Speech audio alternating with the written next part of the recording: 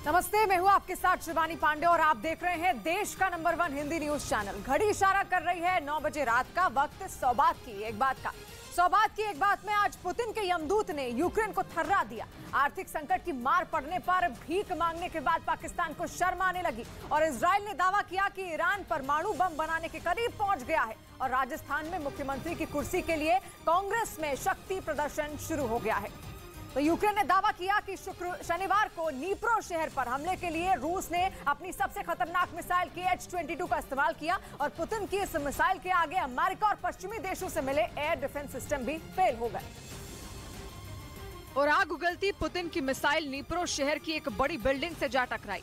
Missile का वार इतना जोरदार था कि बिल्डिंग के बीचों बीच एक बड़े हिस्से के परखच्चे उड़ गए। और ऐसा होता भी क्यों नहीं, पुतिन की KH-22 मिसाइल जंगी जहाजों पर वार करके उन्हें तबाह करने के लिए जानी जाती है। कहा जाता है कि एक बार ये मिसाइल जिस युद्धपोत को अपने निशाने पर ले लेती है उसका बच पाना नामुमकिन होता है। पुतिन की ये ताकतवर मिसाइल इतनी घातक बताई जाती है कि यूक्रेन की सेना के पास इसका कोई तोड़ ही नहीं है। जबकि अमेरिका और पश्चिमी देशों से मिले एयर डिफेंस सिस्टम भी KH-22 के हमले के आगे फेल हो गए और इस मिसाइल ने यूक्रेन के दक्षिण में बसे नीप्रो शहर को एक बहुत बड़ा घाव दे दिया। क्योंकि हाल के दिनों में किसी रिहायशी बिल्डिंग पर रूसी सेना का ये सबसे खतरनाक हमला था। यूक्रेन ने आरोप लगाया कि रूस ने जानबूझकर नीप्रो शहर की उस बिल्डिंग को KH-22 जैसी किलर मिसाइल से निशाना बनाया ताकि ज्यादा से ज्यादा लोगों को अपनी जान गंवानी पड़े और ऐसा करके रूस यूक्रेन के लोगों को खौफ से भर दे। इससे पहले पिछले साल सितंबर के महीने में जापोरिजिया में हुए हमले के बाद मरने वालों की संख्या के लिहाज से सबसे बड़ा हमला है, जिसके लिए पुतिन ने ऐसी मिसाइल का इस्तेमाल किया जिसको यूक्रेन ट्रैक तो कर सकता है लेकिन उसे मार गिराने की ताकत उसके पास नहीं है। यूक्रेन पर हमले शुरू होने के बाद अब तक रूस ऐसी 210 मिसाइलें की बारिश कर चुका है और घातक पश्चिमी हथियारों से लैस यूक्रेन की सेना इनमें किसी भी रूसी मिसाइल को तबाह नहीं कर पाई है। 950 किलो वजनी रूस की KH-22 मिसाइल 600 किलोमीटर तक सटीक हमला कर सकती है और इसे मार गिराना बेहद ही मुश्किल है। यूक्रेन खुद इस बात को जानता है कि उसके पास ऐसा डिफेंस सिस्टम नहीं है जो KH-22 को ढेर कर सके। हालांकि उसने ये जरूर साफ किया कि इस मिसाइल की तोड़ अमेरिका का पेट्रियट मिसाइल डिफेंस सिस्टम है, जिसे पाने के लिए यूक्रेन 6 महीने से ज्यादा वक्त से बाइडेन से गुहार लगा रहा है। हालांकि पेट्रियट अब यूक्रेन को मिलने जा रहा है, लेकिन समस्या यह है कि उसके सैनिक पेट्रियट को चलाना ही नहीं जानते, जिसके लिए यूक्रेन ने अपने 100 सैनिकों को अमेरिका भेजा है। लेकिन इसमें अभी लंबा वक्त लगेगा और तब तक यूक्रेन पर KH-22 जैसी मिसाइलों का खतरा मंडराता रहेगा, जैसा कि नीप्रो शहर में देखने को मिला। यूक्रेन के मुताबिक रूस की मिसाइल ने जिस इमारत को निशाना बनाया उसमें 1700 लोग रहते थे और रूस के इस हमले में वहाँ 30 से ज्यादा लोगों की मौत हो गयी, जबकि 70 से ज्यादा लोग जख्मी हो गए। और शनिवार को हुए इस हमले के बाद मलबा हटाने और लोगों की तलाश में 48 घंटे से ज्यादा लग गए, लेकिन फिर भी इमारत का मलबा पूरी तरह हटाया नहीं जा सका। वहां पर रेस्क्यू में लगी टीम ने रात दिन एक करके घायलों को निकालने का काम किया और इस दौरान वहां मौजूद कई लोग बिलखते नजर आए। इतनी बड़ी संख्या में वहां हुई मौतों ने लोगों को दहला कर रख दिया। लोगों को यकीन ही नहीं हो रहा था कि एक झटके में उनके अपने मौत के मुंह में समा गए।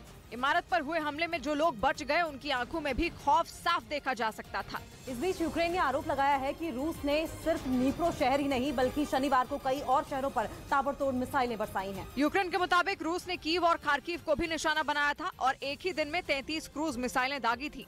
हालांकि उनमें 21 मिसाइलों को मार गिराया गया, लेकिन बाकी की मिसाइलों ने तबाही मचा दी और नीप्रो शहर पुतिन की मिसाइल का सबसे बड़ा शिकार बना।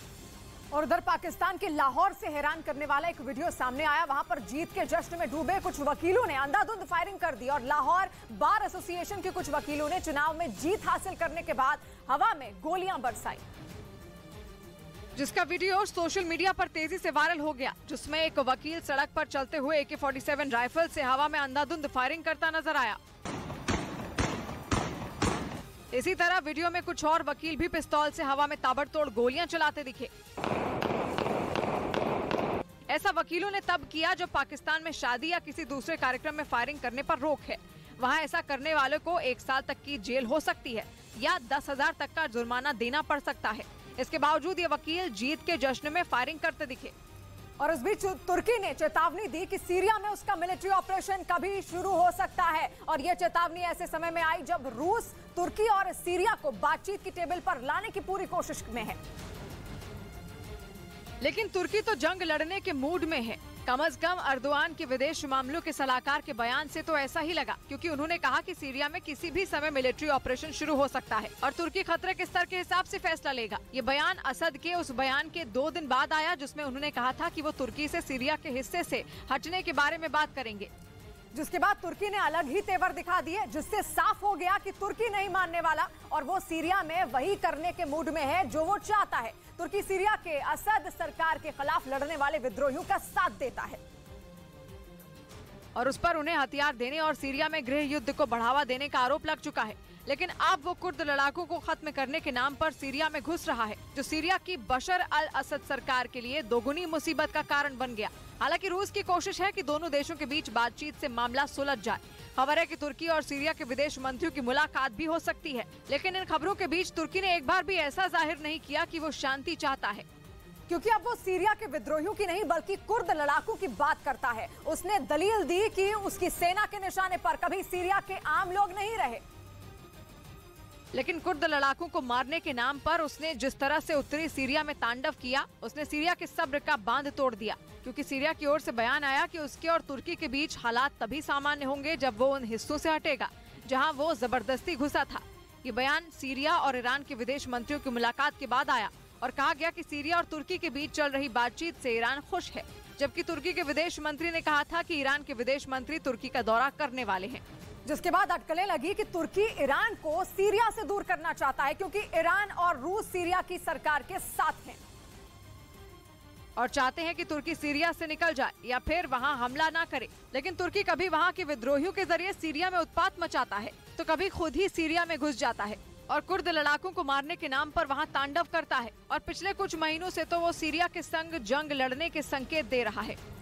और इधर मैरिटल रेप के मामले में दायर याचिकाओं पर सुनवाई के दौरान सुप्रीम कोर्ट ने केंद्र से जवाब तलब किया। इस मामले की सुनवाई chief justice DY Chandrachud, justice PS Narasimha और जस्टिस पारदीवाल की बेंच कर रही है, जिसने मैरिटल रेप यानी पत्नी के साथ जबरन संबंध बनाने को बलात्कार के दायरे में लाने की मांग वाली याचिकाओं पर सुनवाई के दौरान केंद्र को नोटिस जारी किया। इस मामले में केंद्र को 15 फरवरी तक जवाब दाखिल करने का आदेश दिया गया। और उधर खबर है कि यूक्रेन के ड्रोन हमलों को नाकाम करने के लिए रूसी सेना ने अब जैमिंग स्टेशन बनाने शुरू कर दिए हैं। रूसी रक्षा मंत्रालय की तरफ से इसका एक वीडियो भी जारी किया गया, जिसमें एक सैनिक एक ड्रोन को नाकाम करता दिखाई दिया। जैसे ही रूसी जवान ने कमांड दी, वहां पास में उड़ रहा वो ड्रोन जमीन पर जा गिरा। खबर है कि बीते कुछ दिनों में रूसी सेना ने यूक्रेन पर हमले तेज किए हैं, लेकिन पश्चिमी मीडिया का दावा है कि जेलेंस्की की सेना भी उस पर पलटवार करने से पीछे नहीं हट रही। बताया जा रहा है कि दोनों देश अब ड्रोन का इस्तेमाल कर एक दूसरे पर कहर बरपा रहे हैं। दावा है कि इसीलिए पुतिन की फौज अब जैमिंग स्टेशन बना रही है। बताया जा रहा है कि इनके जरिए वो दुश्मन के ड्रोन पर नजर रखते हुए उसे ढेर कर रही है। रूसी सेना के मुताबिक जैमिंग स्टेशन के जरिए 150 किलोमीटर के दायरे में वो दुश्मन के ड्रोन को ढेर कर सकती है। और उधर दिल्ली के पास हरियाणा के गुरुग्राम में गो तस्करी के कुछ आरोपियों ने जमकर आतंक मचाया। आरोप है कि इन लोगों ने गुड़गांव की ही एक मंडी से 5 गाय चोरी की थी, जिन्हें मेवात ले जाया जा रहा था। लेकिन उससे पहले ही बजरंग दल के कुछ कार्यकर्ताओं को इसका पता चल गया, जिन्होंने गो तस्करी के इन आरोपियों का पीछा करना शुरू कर दिया और इसका वीडियो बनाते रहे, जिसमें दिखा कि पकड़े जाने के डर से आरोपी गुड़गांव की संकरी गलियों में भी अपने पिकअप वैन को दौड़ाते नजर आए, जिसका कई किलोमीटर तक पीछा किया गया। आरोप है कि चलती पिकअप वैन से आरोपियों ने 2 गायों को नीचे गिरा दिया, साथ ही उन्हें पकड़ने में जुटे लोगों पर पथराव भी किया। 100 तो पत्थर मारे हैं हमारी गाड़ियों पर और हमारी गाड़ी के आगे गोवंशों को फेंक दिया। हालांकि काफी देर बाद गो तस्करी के आरोपी को पकड़ लिया गया, जबकि 5 लोग भागने में कामयाब रहे। इसके अलावा उस पिकअप वैन से 3 गायों को भी बरामद किया गया। और इस बीच इलाहाबाद हाईकोर्ट ने यूपी के स्कूलों को कोरोना संकट के दौरान ली गई फीस का एक बड़ा हिस्सा वापस करने का आदेश दिया। यह आदेश उन स्कूलों को दिया गया जिन्होंने ऑनलाइन क्लास चलने पर भी पूरी फीस वसूली थी। लेकिन अब इलाहाबाद हाईकोर्ट ने आदेश दिया कि कोरोना काल में वसूली गई फीस का 15% उन स्कूलों को वापस करना होगा। इस मामले में जो याचिकाएं दायर की गई थी, उनमें कहा गया था कि कोरोना महामारी के दौरान स्कूलों की ऑनलाइन पढ़ाई हुई, इसीलिए बच्चों ने स्कूलों की सुविधाओं का इस्तेमाल नहीं किया, लेकिन इसके बावजूद लोगों से पूरी फीस वसूली गई।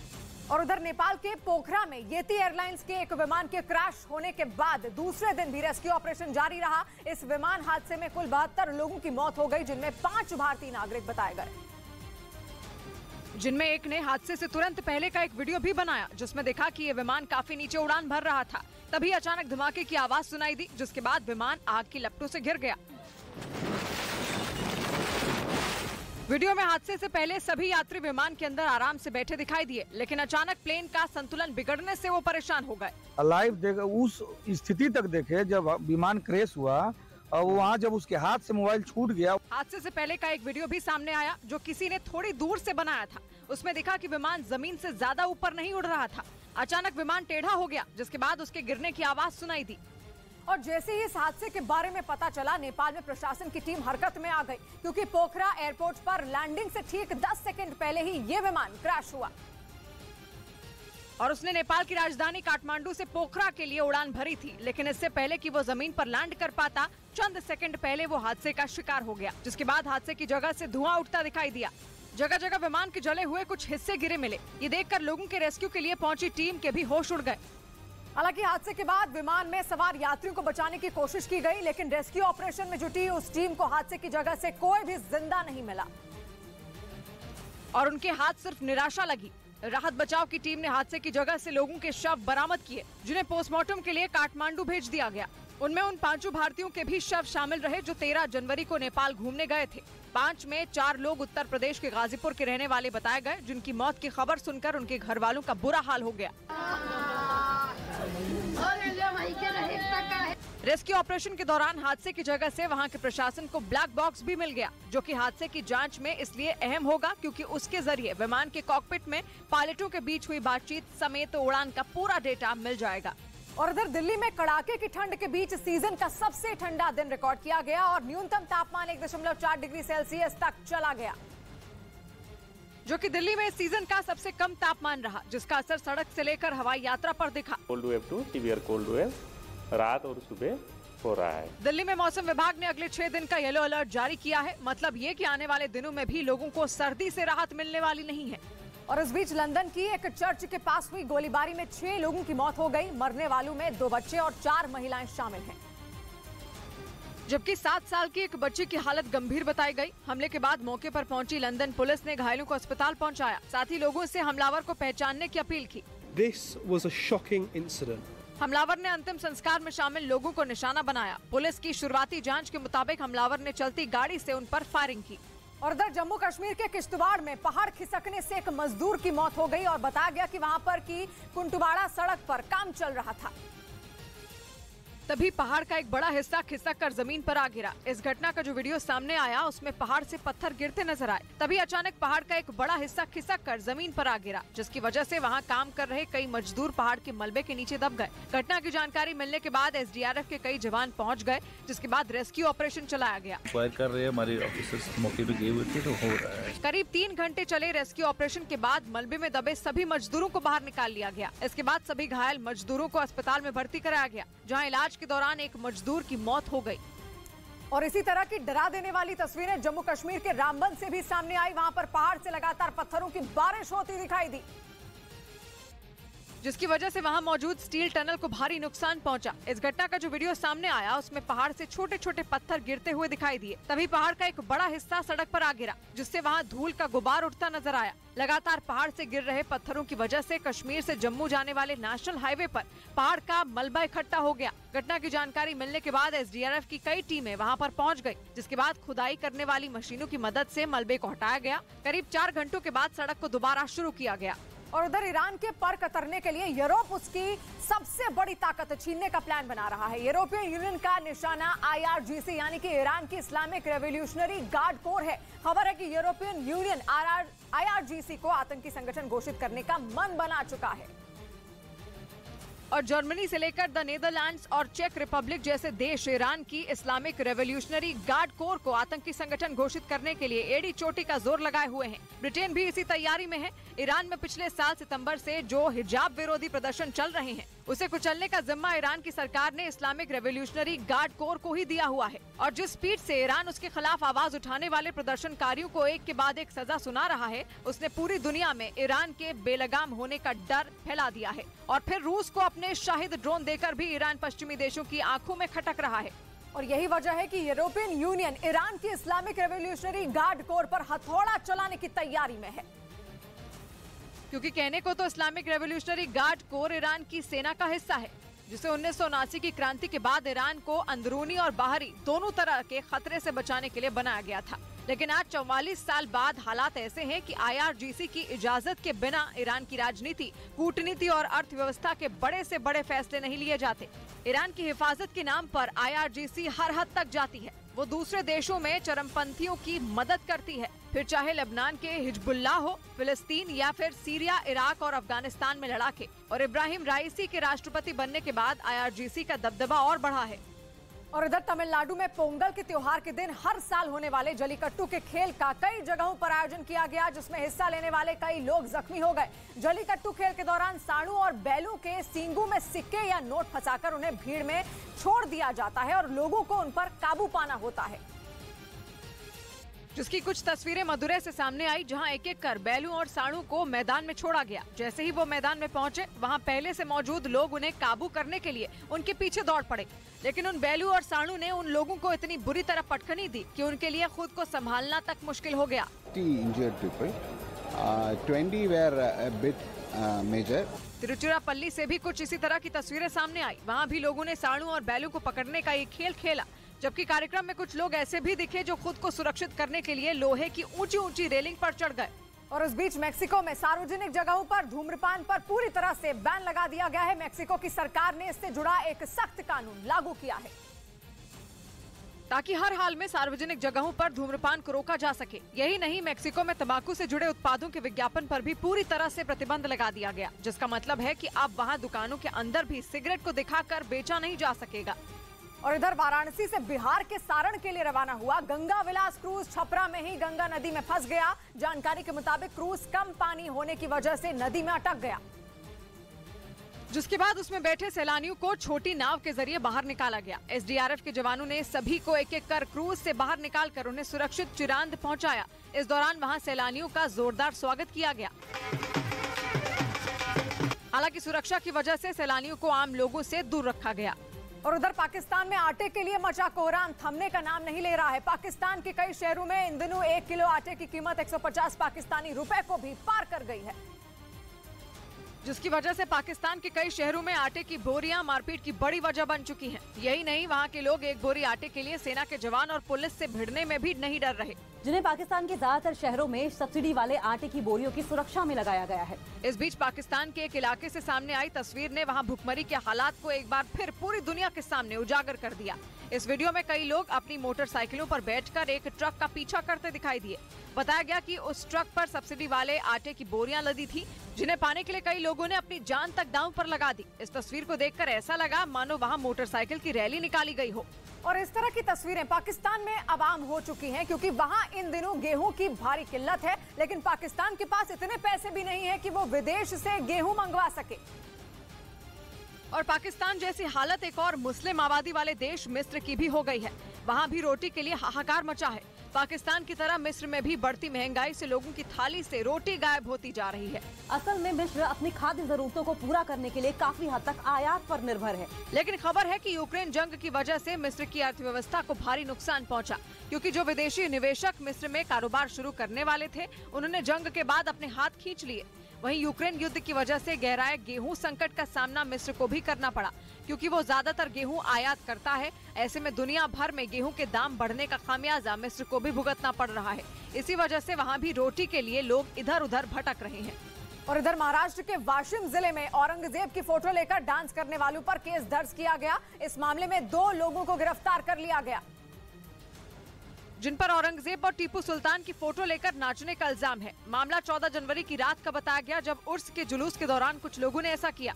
वीडियो वायरल होने के बाद पुलिस ने 8 लोगों के खिलाफ केस दर्ज किया, जिनमें 2 पकड़े गए। और इस बीच दिल्ली विधानसभा सत्र का पहला दिन हंगामे की भेंट चढ़ गया, क्योंकि सदन में आम आदमी पार्टी और बीजेपी के विधायक अलग अलग मुद्दों पर भिड़ गए।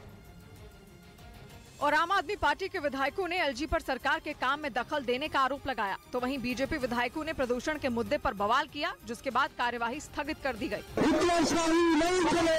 इसके बाद आम आदमी पार्टी के विधायक एलजी आवास की ओर कूच कर गए, जिसमें अरविंद केजरीवाल और सिसोदिया भी शामिल हुए। केजरीवाल ने एलजी पर शिक्षक ट्रेनिंग और मोहल्ला क्लिनिक की फंडिंग रोकने का आरोप लगाया। और उधर श्रीलंका के खिलाफ खेले गए तीसरे और आखिरी वनडे मैच के दौरान विराट कोहली ने पूर्व कप्तान महेंद्र सिंह धोनी की स्टाइल में छक्का जड़ दिया, जिसका वीडियो सोशल मीडिया पर वायरल हो गया। जिसमें वो धोनी की स्टाइल में हेलीकॉप्टर शॉट मारते दिखाई दिए। यही नहीं, छक्का मारने के बाद सामने खड़े श्रेयस अय्यर से ये माही शॉट है कहकर मुस्कुराते भी नजर आए। विराट कोहली ने धोनी स्टाइल में ये हेलीकॉप्टर छक्का 44वें ओवर में गेंदबाजी करने आए श्रीलंका के कसुन रजीथा के ओवर में लगाया, जो 97 मीटर दूर जा गिरा। विराट कोहली ने इस मैच में सिर्फ 110 गेंदों में 166 रनों की शानदार पारी खेली, जिसमें उन्होंने 13 चौके और 8 छक्के जड़े। इसी के साथ कोहली ने भारतीय सरजमी पर 21वां शतक ठोका और उन्होंने घर में सबसे ज्यादा शतक लगाने के मामले में सचिन तेंदुलकर को भी पीछे छोड़ दिया। इस बीच दक्षिण कोरिया की राजधानी सोल के पास हाईवे पर 47 गाड़ियां एक दूसरे से टकरा गईं, जिसमें एक आदमी की मौत हो गई, जबकि 30 लोग अस्पताल में भर्ती हैं। यह हादसा फिसलन की वजह से हुआ। बर्फीली सड़क पर एक गाड़ी फिसल गई और फिर एक के बाद एक करीब 50 गाड़ियां टकराती चली गईं। सड़क किनारे गाड़ियों के टूटे फूटे पार्ट भी बिखरे दिखे। इधर दिल्ली नगर निगम के लिए 24 जनवरी को मेयर का चुनाव होगा। इससे जुड़े प्रस्ताव पर एलजी वीके सक्सेना ने मुहर लगा दी। हालांकि ये चुनाव 6 जनवरी को होना था, लेकिन सदन के अंदर आम आदमी पार्टी और बीजेपी के हंगामे की वजह से इसे टालना पड़ गया। अब एक ही दिन यानी 24 जनवरी को पहले पार्षद शपथ लेंगे, फिर मेयर और डिप्टी मेयर का चुनाव होगा। इसी दिन स्टैंडिंग कमेटी के सदस्य भी चुने जाएंगे। और उधर चीन की चाल पर नजर रखने के लिए इंडोनेशिया ने अपना एक जंगी जहाज उत्तरी नातून सागर में तैनात कर दिया है। ये वो इलाका है जिस पर चीन और इंडोनेशिया दोनों लंबे वक्त से अपना दावा करते हैं। लेकिन इसी बीच चीन ने अपना एक युद्धपोत उस इलाके में उतार दिया। खबर है कि चीन का ये जंगी जहाज 30 दिसंबर से ही उत्तरी नातूना सागर में इंडोनेशिया की समुद्री सीमाओं के नजदीक मंडरा रहा है, जिसके बाद इंडोनेशिया ने भी चीन को उसी की भाषा में जवाब दिया। उसने भी चीन के इस जहाज की निगरानी के लिए अपना युद्धपोत तैनात कर दिया। इतना ही नहीं, इंडोनेशिया ने ईंट का जवाब पत्थर से देते हुए उस इलाके में समुद्री गश्त करने वाला विमान और जंगी ड्रोन भी उतार दिया, ताकि चीन की हर हरकत पर नजर रखी जा सके। दोनों देशों के बीच ये टकराहट ऐसे वक्त में हुई जब हाल ही में इंडोनेशिया ने वियतनाम के साथ एक करार किया है, जिसके मुताबिक इंडोनेशिया उस इलाके में $300 करोड़ यानी कि भारतीय रुपयों में 25,000 करोड़ रुपए का निवेश करेगा, ताकि दोनों देश मिलकर वहां गैस और तेल का उत्पादन कर सकें। और उस बीच 200 करोड़ की ठगी के आरोपी सुकेश चंद्रशेखर से जुड़े मामले में फंसी अभिनेत्री जैकलीन फर्नांडिस ने दिल्ली के पटियाला हाउस कोर्ट से विदेश जाने की इजाजत मांगी, जिसके बाद जैकलीन की अर्जी पर कोर्ट ने ईडी को नोटिस जारी किया। अब इस मामले में 25 जनवरी को सुनवाई होगी। अपनी याचिका में जैकलीन ने 29 जनवरी को एक दिन के लिए दुबई जाने की इजाजत मांगी है। उधर अमेरिका के राष्ट्रपति जो बाइडेन कैलिफोर्निया राज्य में इमरजेंसी घोषित कर दिया है। वहां पर बीते 3 हफ्तों में तूफान ने तबाही मचाकर रख दी है और आने वाले दिनों में भी तूफान के थमने के आसार नहीं दिख रहे, जिस वजह से अमेरिकी राष्ट्रपति जो बाइडेन ने कैलिफोर्निया में इमरजेंसी घोषित कर दी, क्योंकि राज्य में अगले कुछ घंटों में ताकतवर तूफान के फिर दस्तक देने की आशंका है। ऐसे में अमेरिका की सरकार ने साफ कहा कि पहले से ही बाढ़ की मार झेल रहे कैलिफोर्निया में और भीषण बाढ़ आ सकती है, जिससे वहां पहाड़ों के खिसकने का खतरा भी बढ़ गया। ऐसे में वहां बसे लोगों को सुरक्षित जगहों पर ले जाने का काम जारी है। बीते 3 हफ्तों में बाढ़ की चपेट में आने से राज्य में 19 लोगों की मौत हो चुकी है। और इधर मुंबई में अंडरवर्ल्ड डॉन छोटा राजन का जन्मदिन मनाने के आरोप में गिरफ्तार नीलेश पराडकर को जमानत मिल गई है। नीलेश पराडकर शिवसेना उद्धव गुट का कार्यकर्ता बताया गया, जिसे गिरफ्तारी के बाद मुंबई की भोईवाड़ा कोर्ट में पेश किया गया, जहां से उसे जमानत मिल गई। हालांकि कोर्ट ने आरोपी को 7 दिनों तक थाने में हाजिरी लगाने और पासपोर्ट जमा करने का आदेश दिया। नीलेश पराडकर ने 13 जनवरी को मुंबई के तिलक नगर इलाके में छोटा राजन की तस्वीर वाला केक काटा था। मुंबई पुलिस के मुताबिक उस पर पहले से कई आपराधिक मामले दर्ज हैं। और उस बीच रूस की मीडिया का यह दावा है कि सोलेदार में पुतिन की फौज को यूक्रेन के कई आधुनिक हथियार मिले। बताया गया कि ये हथियार जेलेंस्की की सेना को पश्चिमी देशों ने भेजे थे, जिनका इस्तेमाल कर यूक्रेन रूस को मुंहतोड़ जवाब दे रहा था। लेकिन रूस के मीडिया के मुताबिक अब जब सोलेदार शहर पर रूसी सेना का कब्जा हो गया, तो यूक्रेन के हथियार भी उसके हाथ लग गए। पुतिन की फौज की तरफ से इसका एक वीडियो भी जारी किया गया, जिसमें उसके जवान कई तरह के गोले बारूद के साथ दिखाई दिए। उनके बगल में कुछ छोटे मिसाइल लॉन्चर भी नजर आए।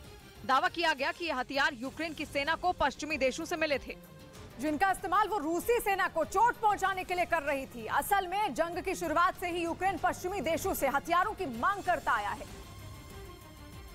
और जेलेंस्की की मांग पर यूक्रेन को पश्चिमी देशों ने कई तरह के हथियार दिए हैं। पश्चिमी मीडिया के मुताबिक अमेरिका से लेकर ब्रिटेन तक लगातार यूक्रेन को आधुनिक हथियारों की खेप भेजते आए हैं। बताया जा रहा है कि इन्हीं हथियारों के दम पर डोनबास के कई हिस्सों में ज़ेलेंस्की के सैनिक मोर्चा संभाले हुए हैं। लेकिन दावा है कि यूक्रेन के सैनिकों को पीछे खदेड़ने के बाद वैगनर ग्रुप के जवान रूसी सेना के साथ सोलेदार के अलग अलग हिस्सों में सर्च ऑपरेशन चला रहे हैं, जहां से उन्हें कई तरह के हथियार मिल रहे हैं। और उधर महाराष्ट्र के गढ़चिरौली में सुरक्षा बल और नक्सलियों के बीच मुठभेड़ हुई और दावा है कि इसमें भारी मात्रा में हथियार और नक्सल साहित्य बरामद हुआ, जिन्हें मुठभेड़ के बाद नक्सली मौके पर छोड़कर भाग गए थे। वेडमपल्ली के जंगलों में पेट्रोलिंग के दौरान नक्सलियों ने पुलिस के दस्ते पर फायरिंग की, जिसके बाद जवाबी फायरिंग से डरकर नक्सली भाग गए। दावा है कि मौके से पुलिस को भारी मात्रा में हथियार और दूसरा संदिग्ध सामान मिला। और उधर रेप के दोषी पूर्व विधायक कुलदीप सेंगर को दिल्ली हाई कोर्ट से 2 हफ्ते की जमानत मिल गई। कुलदीप सेंगर को बेटी की शादी में शामिल होने के लिए जमानत दी गई। हालांकि रेप केस में सजा काट रहे कुलदीप सेंगर के वकील ने 2 महीने की जमानत की अपील की थी, लेकिन हाईकोर्ट ने 15 दिन के लिए बेल की मंजूरी दी। पूर्व विधायक कुलदीप सेंगर उत्तर प्रदेश के 2017 के उन्नाव रेप केस में दोषी है। और इस बीच बांग्लादेश की राजधानी ढाका के नजदीक एक धार्मिक कार्यक्रम में शामिल होने के लिए हजारों लोगों ने जान की बाजी लगा दी। कोरोना की वजह से 2 साल बाद वहां पर मुस्लिम समुदाय के सबसे बड़े कार्यक्रम का आयोजन किया गया, जिसमें शामिल होने के लिए न सिर्फ बांग्लादेश बल्कि दुनिया भर से भी कई लोग राजधानी ढाका पहुंच गए। ऐसे में ढाका के नजदीक इस धार्मिक कार्यक्रम वाली जगह तक पहुंचने के लिए सभी ट्रेनें खचाखच भर गईं। सैकड़ों लोग ट्रेनों के ऊपर सफर करते हुए दिखाई दिए। ऐसे में कभी भी वहां बड़ा हादसा हो सकता था, लेकिन कार्यक्रम में शामिल होने के लिए लोगों ने इस खतरे की परवाह नहीं की। इसी वजह से ढाका के नजदीक सभी रेलवे स्टेशनों का बुरा हाल हो गया। वहां पैर रखने की भी जगह नहीं बची। ट्रेनों के अलावा ढाका के आसपास की सभी सड़कें भीड़ से भर गईं। जहां तक नजर गई सिर्फ लोग ही लोग दिखाई दिए। आने जाने के लिए जब लोगों को गाड़ियां नहीं मिली तो हजारों लोग पैदल ही अपने सफर पर निकल पड़े। और इधर प्रवासी मतदाताओं के लिए रिमोट वोटिंग मशीन के मुद्दे पर बुलाई गई चुनाव आयोग की बैठक में ज्यादातर पार्टियों ने असहमति जताई।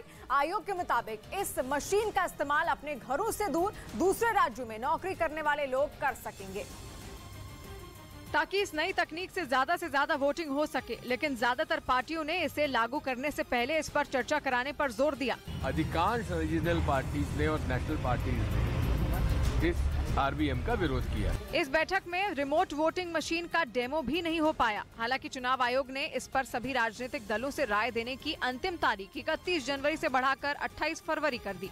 और उधर भुखमरी से बेहाल पाकिस्तान के प्रधानमंत्री शहबाज शरीफ ने माना कि दूसरे देशों से उधार मांगने पर पाकिस्तान को अंतर्राष्ट्रीय मंच पर शर्मिंदगी झेलनी पड़ती है। हाल ही में शहबाज शरीफ कर्ज मांगने के लिए कई देशों का दौरा कर चुके हैं, ताकि कर्ज के पैसों से पाकिस्तान की बिगड़ती अर्थव्यवस्था को पटरी पर लाया जा सके। लेकिन ये कोई पहली बार नहीं है जब पाकिस्तान ने दूसरे देशों के आगे हाथ नहीं फैलाया हो, बल्कि ये सब उसकी आदत बन चुकी है। जब भी हिंदुस्तान का पड़ोसी मुसीबत में होता है तो हाथ में कटोरा लेकर वो चीन, सऊदी अरब और UAE जैसे देशों के दरवाजे पर जा पहुंचता है और उसकी हालत पर तरस खाकर ये देश उसकी मदद भी कर देते हैं। लेकिन इन सब वजहों से अंतर्राष्ट्रीय मंच पर पाकिस्तान की किरकिरी भी होती है, जिसे वहाँ के प्रधानमंत्री शहबाज शरीफ ने पहली बार खुलकर माना। उन्होंने कहा कि हाल ही में संयुक्त अरब अमीरात की यात्रा के दौरान उन्हें बेहद शर्मिंदगी महसूस हुई थी।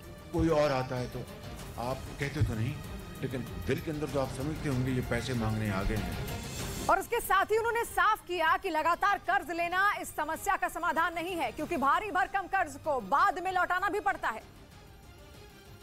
लेकिन परेशानी यह है कि पाकिस्तान की आर्थिक हालत इतनी खराब हो चुकी है कि वो कर्ज लौटाने तो दूर अपनी जरूरतें भी पूरी नहीं कर पा रहा है, क्योंकि पाकिस्तान में इन दिनों महंगाई चरम पर है। खाने पीने की चीजों के लिए पाकिस्तान के कई शहरों में मारपीट तक हो रही है। आटा, दाल, तेल, बिजली समेत कई चीजों की वहाँ भारी किल्लत है। वहीं विदेशी मुद्रा भंडार के लगातार घटने से पाकिस्तान विदेशों के सामान इम्पोर्ट भी नहीं करा पा रहा है। इन सब के लिए भी शहबाज शरीफ ने पाकिस्तान की पूर्व सरकारों को जिम्मेदार ठहराया। उनका आरोप है कि पिछले 75 साल से किसी भी राजनीतिक दल या सैन्य शासन ने पाकिस्तान के आर्थिक मुद्दों का समाधान नहीं किया। शहबाज शरीफ ने इमरान खान को भी आड़े हाथ लिया और आरोप लगाया कि उन्होंने अपने शासन में पाकिस्तान का वक्त बर्बाद किया। और इस बीच तेजी से बढ़ती भारत की अर्थव्यवस्था की पाकिस्तान में तारीफ होने लगी, वो भी ऐसे समय में जब पाकिस्तान के प्रधानमंत्री खुलेआम अपनी कंगाली का रोना रो रहे हैं, जबकि भारत की अर्थव्यवस्था तरक्की की राह पर है और 2037 तक दुनिया की तीसरी सबसे बड़ी अर्थव्यवस्था बनने की ओर बढ़ रही है। और पाकिस्तान की मीडिया ने इसी बात की मिसाल दी और वहां की नीतियों को पानी पी पी कर कोसा। पाकिस्तान के अखबार द एक्सप्रेस ट्रिब्यून ने अपने आर्टिकल में लिखा, कि भारत एक ऐसा देश है जिसके साथ अमेरिका और रूस दोनों खड़े हैं, जबकि ये दोनों देश एक दूसरे को देखना तक पसंद नहीं करते और पाकिस्तान को भी भारत से सीखकर अपनी नीतियां बदलनी चाहिए, क्योंकि ऐसा करने पर ही उसका कुछ भला हो सकता है, वरना पाकिस्तान यूं ही भीख का कटोरा लेकर दूसरे देशों से भीख मांगता रहेगा और कभी भी कंगाली की कालिख नहीं मिटा पाएगा। पाकिस्तान की मीडिया में ये बातें ऐसे समय पर हुई जब वहां के प्रधानमंत्री ने खुलकर माना कि उन्हें दूसरे देशों से पैसे मांगने पर शर्म आने लगी है। कोई और आता है तो आप कहते तो नहीं, लेकिन दिल के अंदर तो आप समझते होंगे ये पैसे मांगने आ गए हैं। यानी शहबाज शरीफ मान रहे हैं कि पाकिस्तान के पास भीख मांगना ही आखिरी रास्ता बचा है, जिसकी वजह वहां के मीडिया ने गिनवाई। और पाकिस्तान में राजनीतिक अस्थिरता, आर्थिक नीतियों की कमी, संसाधनों की कमी, आतंकवाद और भ्रष्टाचार को इसकी वजह बताया। जबकि भारत ने यूक्रेन जंग के दौरान भी ऐसी आर्थिक नीति बनाई कि रूस से तेल भी मिला और अमेरिका भी साथ खड़ा रहा। लेकिन पाकिस्तान की अर्थव्यवस्था बद से बदतर होती रही, क्योंकि वहां की सरकार ने अपनी नीतियां ही नहीं बदली। पाकिस्तान की मीडिया ने यह कहा कि यूक्रेन जंग के दौरान भी भारत में निवेशक आते रहे, लेकिन पाकिस्तान से निवेशक दूर भागने लगे। जबकि पाकिस्तान को $7 मिलियन यानी कि भारतीय रुपयों में करीब 57 करोड़ रुपए तक के लिए भीख मांगनी पड़ी। यही नहीं, अब तो चीन भी पाकिस्तान को कर्ज देने से कतरा रहा है, क्योंकि उसे पता है कि पाकिस्तान के पास ऐसा कोई प्लान नहीं जिसके दम पर वो अर्थव्यवस्था की गाड़ी पटरी पर लाए। यानी ले देकर उसके पास भीख मांगने का ही विकल्प है। हालांकि पाकिस्तान की रक्षा विशेषज्ञ शहजाद चौधरी ने शहबाज शरीफ को इस मुसीबत से निकलने का रास्ता सुझाया और अपने आर्टिकल में लिखा कि पाकिस्तान को भारत के साथ अपने रिश्तों पर सोचना चाहिए, क्योंकि अगर शहबाज शरीफ ने कोई साहसिक कदम उठाया तो पाकिस्तान तरक्की की राह पर बढ़ सकता है। यानी पाकिस्तान की सरकार को कंगाली खत्म करने के लिए भारत से रिश्ते सुधारने होंगे, वरना आटे और तेल जैसी बुनियादी चीजों की किल्लत के बाद बर्बादी के कई और रास्ते खुल जाएंगे। और इधर प्रधानमंत्री नरेंद्र मोदी ने अग्निवीरों के पहले बैच को वीडियो कॉन्फ्रेंसिंग के जरिए संबोधित किया। प्रधानमंत्री ने 19,000 से ज्यादा अग्निवीरों से संवाद किया है और उन्हें बधाई देते हुए उनका हौसला बढ़ाया। प्रधानमंत्री ने जिन अग्निवीरों को संबोधित किया, उन्होंने अपनी ट्रेनिंग शुरू कर दी है। सेना में नए जवानों की भर्ती के लिए पिछले साल अग्निपथ योजना शुरू की गई थी। इन सभी अग्निवीरों की भर्ती इसी योजना के तहत की गई है। उधर कोविड सेंटर घोटाला मामले में बीएमसी कमिश्नर से ईडी ने पूछताछ की। बीएमसी कमिश्नर इकबाल सिंह पूछताछ में शामिल होने के लिए मुंबई में ईडी दफ्तर पहुंचे, जहां ईडी ने उनसे करीब 4 घंटे तक पूछताछ की। मैंने आश्वस्त किया है कि आगे भी उनको अगर कोई इन्फॉर्मेशन चाहिए हम पूरी उनकी मदद करेंगे। बीएमसी कमिश्नर इकबाल सिंह चहल पर बीजेपी नेता किरीट सोमैया ने कोविड सेंटर के कॉन्ट्रैक्ट देने में गड़बड़ी करने का आरोप लगाया है। यही वजह है कि ईडी ने इकबाल को समन्स भेजे थे। और इस बीच यूरेशियन टाइम्स नाम की वेबसाइट ने दावा किया कि डोनेस्क में लड़ रहे रूसी सैनिकों को हाइमार्स से ज्यादा अमेरिका के एक और घातक हथियार से डर लग रहा है। ये वो हथियार है जो अमेरिका ने इस महीने की शुरुआत में ही जंग में मदद के लिए यूक्रेन भेजे थे, जिसमें एक हथियार ऐसा भी है जिसने रूसी सेना के साथ साथ यूक्रेन के विद्रोहियों की भी नींद उड़ा दी। ये अमेरिकी तोप में इस्तेमाल किया जाने वाला एक हाईटेक गोला है। M9A2 एक्सकैलिबर के नाम से जाना जाने वाला ये गोला इतना खतरनाक है कि इसकी मार से बच पाना आसान नहीं है। अमेरिका के इस घातक हथियार में GPS लगा है, यानी एक बार इसका टारगेट सेट कर दिया गया तो फिर ये उसे मारकर ही दम लेता है। दावा है कि अगर निशाना अपनी जगह बदल ले तो ये गोला भी उसके टारगेट के हिसाब से अपनी दूरी को कम या ज्यादा कर लेता है। इसके साथ ही कम दूरी की लड़ाई में अमेरिका का यह हथियार दुनिया के घातक हथियारों में से एक माना जाता है। कहा जा रहा है कि डोनेस्क में छिड़ी लड़ाई में यह हथियार यूक्रेन के लिए बेहद मददगार साबित हो रहा है। और इधर अंधविश्वास फैलाने के आरोपों पर बागेश्वर धाम के पंडित धीरेन्द्र शास्त्री ने जवाब दिया। उन्होंने आरोप लगाने वाले लोगों को धर्म विरोधी बता दिया। इससे पहले महाराष्ट्र के नागपुर में अंधश्रद्धा निर्मूलन समिति ने उन पर अंधविश्वास फैलाने का आरोप लगाया था, जिसे बागेश्वर धाम के पंडित धीरेन्द्र शास्त्री ने अपने खिलाफ दुष्प्रचार करार दिया। ये तो चलता ही रहता है, ये धर्म विरोधी लोग हैं। इससे पहले नागपुर की अंधश्रद्धा निर्मूलन समिति ने धीरेन्द्र शास्त्री के ऊपर कानूनी कार्रवाई की मांग की थी। जादूटोणा विरोधी कायदा मॅन्डेटरी आहे, त्यामध्ये सूट असण्याची शक्यता नाही। अंधश्रद्धा निर्मूलन समिति ने पंडित धीरेन्द्र शास्त्री के नागपुर में हुए कार्यक्रम के दौरान उन पर अंधविश्वास फैलाने के आरोप लगाए थे। उधर अफगानिस्तान में तालिबान सरकार के डर से राजधानी काबुल की कई दुकानों में पुतलों के चेहरे भी ढक दिए गए। अगस्त 2021 में अफगानिस्तान की सत्ता संभालने के बाद तालिबान ने आदेश दिया था कि सभी दुकानों से पुतले या तो हटा दिए जाएं या फिर उनका सिर अलग कर दिया जाए। और तालिबान के इसी फैसले के डर से महिलाओं के कपड़े बेचने वाले कई दुकानदारों ने पुतलों के चेहरे ढक दिए। एक इलाके से सामने आई तस्वीर में दिखा कि एक दुकान में जितने भी पुतले थे उनके चेहरे को कपड़ों या दूसरी चीजों से छिपा लिया गया।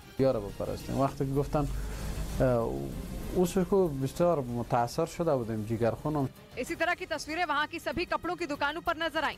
असल में अफगानिस्तान में 2021 में सत्ता संभालने के बाद से ही तालिबान सरकार के ज्यादातर फैसले महिलाओं के खिलाफ रहे हैं। तालिबान पहले ही महिलाओं के बाहर निकलने पर बुर्का पहनने समेत कई फैसले जारी कर चुके हैं। यही नहीं, हाल ही में उन्होंने लड़कियों के विश्वविद्यालयों में पढ़ने और NGO में काम करने पर भी पाबंदी लगा दी थी। इधर दिल्ली पुलिस ने अभिषेक तोमर उर्फ मीनल नाम के एक किन्नर की हत्या के 2 आरोपियों को गिरफ्तार कर लिया। आरोपियों की पहचान हिमांशु और सोनू के तौर पर हुई, जिनके खिलाफ हत्या का केस दर्ज किया गया। पुलिस का दावा है कि आरोपियों ने पूछताछ में हत्या की बात कबूल करते हुए इसकी वजह ब्लैकमेलिंग को बताया। इल्जाम है कि पैसे न देने पर अभिषेक तोमर हिमांशु से अपने रिश्ते का पर्दाफाश करने की धमकी देता था, जिसकी वजह से आरोपी हिमांशु ने सोनू नाम के एक लड़के की मदद से वारदात को अंजाम दिया। और इस बीच दिल्ली में बीजेपी विधायकों ने प्रदूषण के मुद्दे पर ऑक्सीजन सिलेंडर और ऑक्सीजन मास्क लगाकर प्रदर्शन किया। बीजेपी विधायक दिल्ली विधानसभा के शीतकालीन सत्र के पहले दिन विधानसभा पहुंचे थे, जहां उन्होंने प्रदूषण के मुद्दे पर केजरीवाल सरकार को घेर लिया। विधानसभा पहुंचे बीजेपी विधायकों ने हाथों में ऑक्सीजन सिलेंडर ले रखे थे, जबकि उनके चेहरे पर ऑक्सीजन मास्क लगे हुए थे। रोज अखबार में खबर आता है कि 5, 7, 10 लोग सांस की कमी के कारण मर गए। बीजेपी नेताओं ने केजरीवाल सरकार पर दिल्ली के प्रदूषण की अनदेखी का आरोप लगाया। साथ ही उन्होंने सीएम केजरीवाल के इस्तीफे की मांग की। उधर तुर्की पर उसकी जिद बहुत भारी पड़ती हुई दिख रही है। तुर्की 1 साल से अमेरिका से उसके नए F-16 जेट खरीदने की कोशिश में लगा हुआ है। आखिरकार बाइडेन प्रशासन तुर्की को लड़ाकू विमान बेचने के लिए तैयार है, लेकिन अमेरिका की संसद में तुर्की को F-16 जेट बेचने के प्रस्ताव का विरोध शुरू हो गया। क्योंकि जब से यूक्रेन का युद्ध शुरू हुआ है, तुर्की ने नेटो की नाक में दम करके रखा है। तुर्की, स्वीडन और फिनलैंड की नेटो का सदस्य बनने की अर्जी पर कुंडली मारकर बैठा है और खबर है कि जब तक तुर्की नहीं मानेगा तब तक अमेरिकी संसद भी उसे F-16 जेट बेचने के प्रस्ताव को मंजूरी नहीं देगी। जो बाइडेन की पार्टी के सांसद बॉब मेनेंडेज पहले से ही तुर्की के राष्ट्रपति के खिलाफ मोर्चा खोले बैठे हैं। बॉब मेनेंडेज सेनेट के विदेश मामलों की कमेटी के चेयरमैन हैं और उन्होंने साफ कर दिया कि जब तक तुर्की के राष्ट्रपति अपना रवैया नहीं बदलेंगे तब तक वो तुर्की के साथ डील को मंजूरी नहीं देंगे। और इधर उत्तराखंड के जोशीमठ में लगातार जर्जर हो रहे मकानों को बचाने के लिए कई लोग भगवान के दर पर पहुंच गए। वहां पिछले 1 हफ्ते में इस आफत की वजह से सैकड़ों लोग अपना घर छोड़कर जा चुके हैं। और जो लोग बचे हैं वो खौफ के साए में जीने को मजबूर हैं, क्योंकि जमीन धंसने और मकानों में पड़ी दरारों के फैलने से कभी भी उनके गिरने का खतरा मंडरा रहा है। इसी वजह से कई लोग मंदिर जाकर भगवान की प्रार्थना में जुट गए ताकि जोशीमठ से ये मुसीबत टल जाए। इस बीच राज्य के मंत्री धन सिंह रावत भी इसी उम्मीद में नरसिंह मंदिर पहुंच गए। उन्होंने वहां कई लोगों के साथ मिलकर देवी दुर्गा की पूजा की, जिसके बाद उन लोगों ने हवन भी किया। जोशीमठ के लोग सब सुखी रहे और ये हमारे भगवान से प्रार्थना है। वहीं दूसरी तरफ जोशीमठ में मकानों और जमीनों में दरारें पड़ने का सिलसिला नहीं थमा। कई इलाकों में मकान और सड़कें टूट गईं। हालांकि प्रशासन की तरफ से दरारों को मापने के लिए क्रैक मीटर भी लगाया गया ताकि हर दिन का आकलन किया जा सके। और इस बीच उत्तराखंड के जोशीमठ के धंसने से जुड़े मुद्दे पर सुप्रीम कोर्ट सुनवाई नहीं करेगी। अदालत ने याचिकाकर्ता स्वामी अविमुक्तेश्वरानंद को हाई कोर्ट जाने को कहा है। साथ ही जोशीमठ मामले को राष्ट्रीय आपदा घोषित करने से भी इनकार कर दिया। सुप्रीम कोर्ट ने साफ किया कि जोशीमठ मामले में उत्तराखंड हाईकोर्ट में सुनवाई चल रही है, लिहाजा याचिकाकर्ता को वहीं अपनी बात रखनी चाहिए। उधर सरकारी वेबसाइट से जोशीमठ पर आई वो रिपोर्ट हटा ली गई है जिसमें जोशीमठ के तेजी से धंसने का दावा किया गया था और ये बताया गया था कि महज 12 दिनों में जोशीमठ की धरती 5.5 सेंटीमीटर तक धंस गई। ये दावा सैटेलाइट से ली गई तस्वीरों के आधार पर इसरो की एक टीम ने किया था, लेकिन अब वो तस्वीरें और रिपोर्ट सरकारी वेबसाइट से हटा ली गई। उधर पाकिस्तान क्रिकेट टीम के लिए नए कोच की तलाश में जुटे पाकिस्तान क्रिकेट बोर्ड की परेशानियां बढ़ गई हैं। मिकी आर्थर के बाद 2 और पूर्व क्रिकेटरों ने टीम का कोच बनने से इनकार कर दिया, जबकि मौजूद कोच सकलैन मुश्ताक का कार्यकाल फरवरी में खत्म हो रहा है और पीसीबी अध्यक्ष नजम सेठी अब टीम के लिए विदेशी कोच चाहते हैं। लेकिन पाकिस्तानी मीडिया के मुताबिक मिकी आर्थर के बाद जिम्बाब्वे के एंडी फ्लावर और ऑस्ट्रेलिया के टॉम मूडी ने भी पीसीबी का ऑफर ठुकरा दिया है। और इधर चीन ने जापान को खुली धमकी दी है और वहां के मीडिया ने कहना शुरू कर दिया है कि अमेरिका की वजह से जापान का भी यूक्रेन जैसा हाल हो सकता है। मतलब ये कि चीन ने घुमा फिराकर जापान को जंग की धमकी दी। पिछले हफ्ते जापान के पीएम 5 देशों की यात्रा पर थे। जिसके बाद अमेरिका और जापान की नेवी ने समंदर में एक बड़ा युद्धाभ्यास शुरू कर दिया, जिससे चीन तिलमिला उठा। उसे पूर्वी एशिया में दूसरे देशों की सेनाओं का दबदबा बनने का डर सताने लगा, जिसके बाद उसने अमेरिका और जापान को खुलेआम धमकी दे डाली। वहाँ की मीडिया ने जापान के खिलाफ प्रोपेगेंडा वॉर शुरू कर दिया और खबर फैलाने लगे कि जापान पूर्वी एशिया को खतरे की ओर ले जा रहा है। तो वहीं चीन के विदेश मंत्रालय ने आग में घी डालने वाला बयान दिया और कहा कि जापान और अमेरिका काल्पनिक दुश्मन बनाने से बचें और पूर्वी एशिया को जंग के अखाड़े में न बदलें। चीन ने ये भी कहा कि जापान और अमेरिका को शीत युद्ध की मानसिकता से बाहर आने की जरूरत है। और ये सब इसलिए क्योंकि जापान ने अपनी रक्षा रणनीति बदल दी है और अपनी समुद्री और हवाई सीमाओं की सुरक्षा के लिए 7 देशों से रक्षा संबंध मजबूत करने की ओर कदम बढ़ा दिया। उसके पीएम उनमें 5 देशों फ्रांस, इटली, ब्रिटेन, कनाडा और अमेरिका की यात्रा भी कराए, जिसके बाद जापान और अमेरिका ने समंदर में ड्रिल भी कर दी और इसी पर भड़के चीन ने जापान को धमकाना शुरू कर दिया और जिस पूर्वी एशिया में वो खुद अशांति फैलाता है, वहाँ की शांति का हवाला देने लगा। पूर्वी एशिया यानी एशिया का वो हिस्सा जिसमें चीन, जापान, मंगोलिया, उत्तर कोरिया, दक्षिण कोरिया और ताइवान शामिल हैं और जहां के ईस्ट चाइना सी के हर हिस्से को चीन हथियाने के चक्कर में रहता है और चीन और जापान के बीच तो वैसे ही सालों पुराना द्वीपों का झगड़ा है जो खत्म होने का नाम ही नहीं ले रहा, क्योंकि चीन किसी भी तरह की समुद्री सीमा को मानने से इनकार करता है और बेधड़क होकर जापान की समुद्री सीमा में घुस जाता है। यहाँ हाल चीन के वायुसेना का भी है और इसी वजह से जापान अलर्ट हो गया और उसने अपनी सुरक्षा के लिए चक्रव्यूह बनाना शुरू कर दिया, जो चीन को पसंद नहीं आया और उसने जापान और अमेरिका पर आरोप लगाया कि वो चीन के खिलाफ शीत युद्ध लड़ रहे हैं, यानी एक ऐसा युद्ध जिसमें हथियार नहीं चलते, लोगों की जान नहीं जाती, लेकिन कूटनीतिक चालों से दुश्मन का नुकसान होता है। चीन का कहना है कि अमेरिका और जापान उससे ऐसी ही लड़ाई लड़ रहे हैं और इंडो पैसिफिक रीजन की शांति भंग करने की कोशिश कर रहे हैं, क्योंकि चीन तो चाहता है कि वहाँ सारे विवाद शांति से सुलझ जाएं, यानी चीन ने जताने की कोशिश की कि वो कोई जंग नहीं चाहता। जबकि 11 जनवरी को जापान और अमेरिका ने अपने साझा बयान में चीन की खतरनाक चाल से इंडो पैसिफिक रीजन में बसे देशों को सावधान किया था। इस बयान में चीन पर वर्ल्ड ऑर्डर को बदलने और ईस्ट चाइना सी में ताकत के दम पर एक तरफा बदलाव करने का आरोप लगाया गया था, जिसे चीन ने उसके खिलाफ साजिश बताया और बयान दिया कि जापान और अमेरिका के साझा बयान से शीत युद्ध के संकेत मिल रहे हैं। जापान और अमेरिका के बीच बन रही नई सैन्य रणनीति से परेशान चीन ने इसलिए उन्हें धमकाया।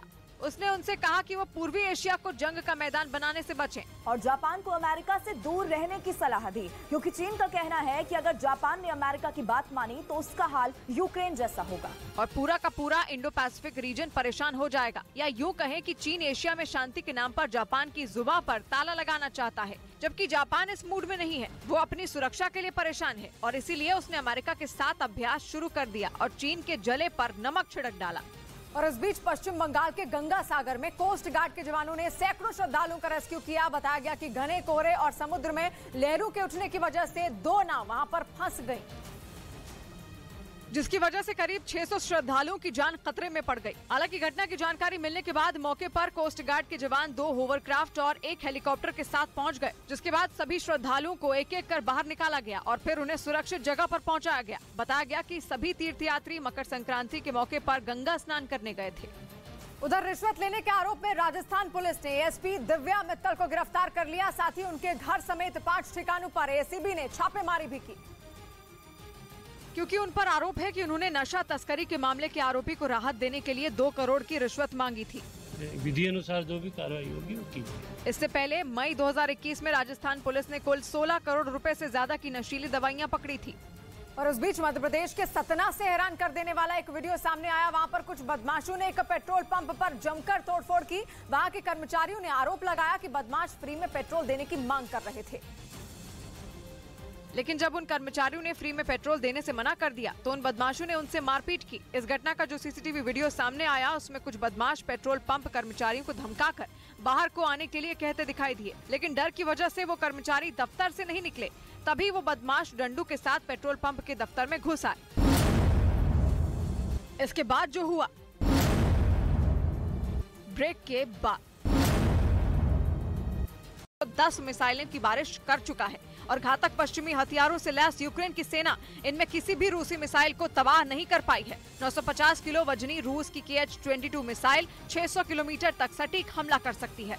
और इसे मार गिराना बेहद ही मुश्किल है। यूक्रेन खुद इस बात को जानता है कि उसके पास ऐसा डिफेंस सिस्टम नहीं है जो KH-22 को ढेर कर सके। हालांकि उसने ये जरूर साफ किया कि इस मिसाइल की तोड़ अमेरिका का पेट्रियट मिसाइल डिफेंस सिस्टम है,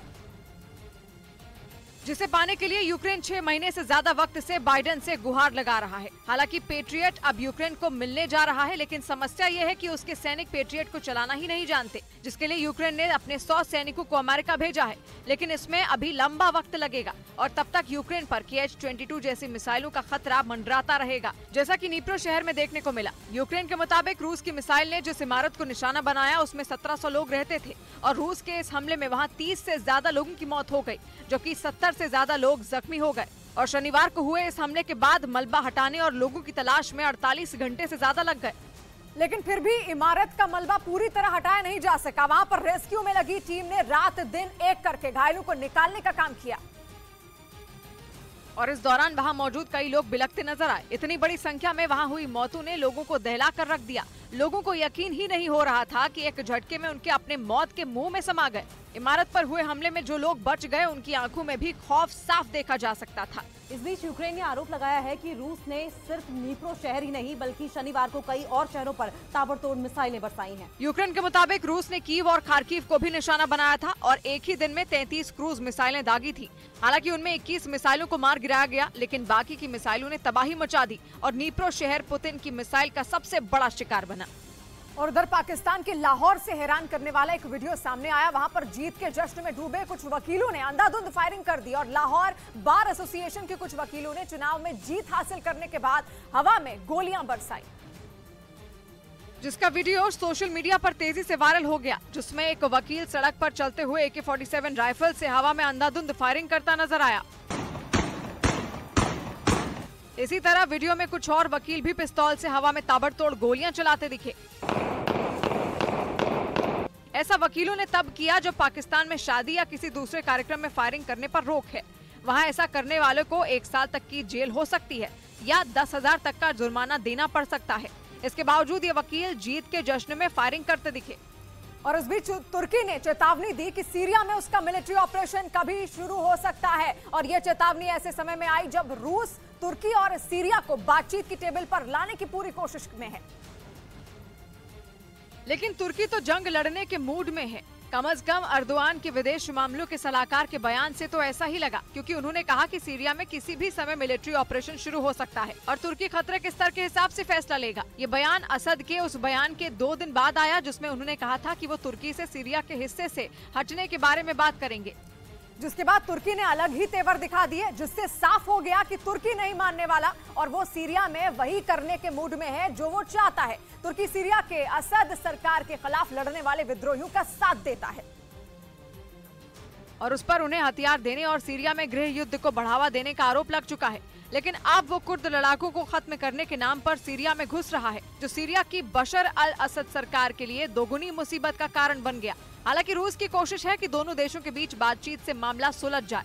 खबर है कि तुर्की और सीरिया के विदेश मंत्रियों की मुलाकात भी हो सकती है, लेकिन इन खबरों के बीच तुर्की ने एक बार भी ऐसा जाहिर नहीं किया कि वो शांति चाहता है, क्योंकि अब वो सीरिया के विद्रोहियों की नहीं बल्कि कुर्द लड़ाकों की बात करता है। उसने दलील दी कि उसकी सेना के निशाने पर कभी सीरिया के आम लोग नहीं रहे, लेकिन कुर्द लड़ाकों को मारने के नाम पर उसने जिस तरह से उत्तरी सीरिया में तांडव किया, उसने सीरिया के सब्र का बांध तोड़ दिया। क्योंकि सीरिया की ओर से बयान आया कि उसके और तुर्की के बीच हालात तभी सामान्य होंगे जब वो उन हिस्सों से हटेगा जहां वो जबरदस्ती घुसा था।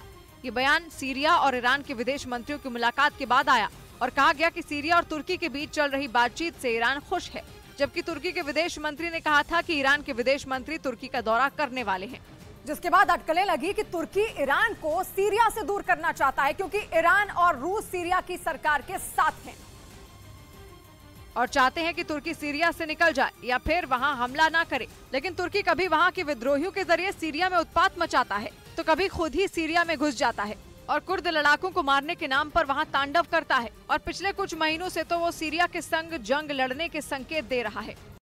तो यूक्रेन ने दावा किया कि शनिवार को नीप्रो शहर पर हमले के लिए रूस ने अपनी सबसे खतरनाक मिसाइल KH-22 का इस्तेमाल किया और पुतिन की इस मिसाइल के आगे अमेरिका और पश्चिमी देशों से मिले एयर डिफेंस सिस्टम भी फेल हो गए।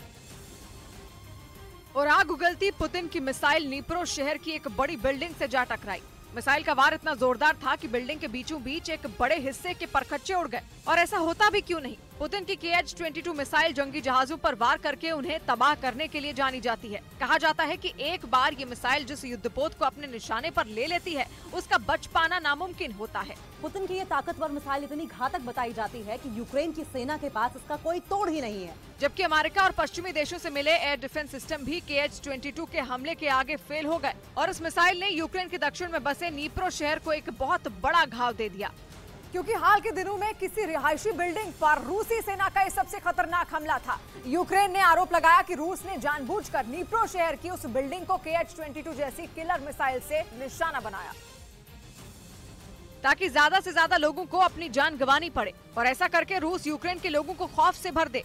इससे पहले पिछले साल सितंबर के महीने में जापोरिजिया में हुए हमले के बाद मरने वालों की संख्या के लिहाज से सबसे बड़ा हमला है, जिसके लिए पुतिन ने ऐसी मिसाइल का इस्तेमाल किया जिसको यूक्रेन ट्रैक तो कर सकता है लेकिन उसे मार गिराने की ताकत उसके पास नहीं है। यूक्रेन पर हमले शुरू होने के बाद अब तक रूस ऐसी 210 मिसाइलें की बारिश कर चुका है और घातक पश्चिमी हथियारों से लैस यूक्रेन की सेना इनमें किसी भी रूसी मिसाइल को तबाह नहीं कर पाई है। 950 किलो वजनी रूस की KH-22 मिसाइल 600 किलोमीटर तक सटीक हमला कर सकती है और इसे मार गिराना बेहद ही मुश्किल है। यूक्रेन खुद इस बात को जानता है कि उसके पास ऐसा डिफेंस सिस्टम नहीं है जो KH-22 को ढेर कर सके। हालांकि उसने ये जरूर साफ ईरान के परमाणु प्रोग्राम पर मची खलबली के बीच इजराइल ने यह दावा करके सबको दहशत से भर दिया है कि ईरान अब कभी भी परमाणु बम बना सकता है। इजराइल की सेना के चीफ ने यह कहा है कि ईरान ने इतना यूरेनियम जुटा लिया है कि वो आराम से 4 परमाणु बम बना सकता है।